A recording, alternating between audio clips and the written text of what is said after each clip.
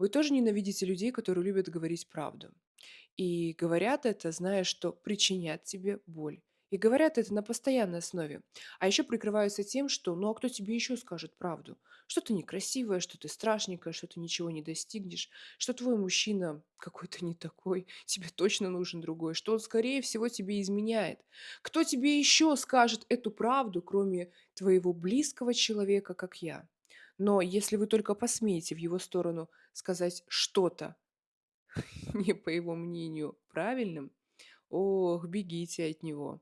Он может в гневе сделать что угодно, а именно в этот момент у него проснется настоящее чувство гнева. А если вы все-таки общаетесь с таким человеком, понимаете, что пора прекращать этот немыслимый монолог с его стороны, то напишите в комментариях слово «тревога», и я отправлю вам медитацию на избавление от тревоги и стресса.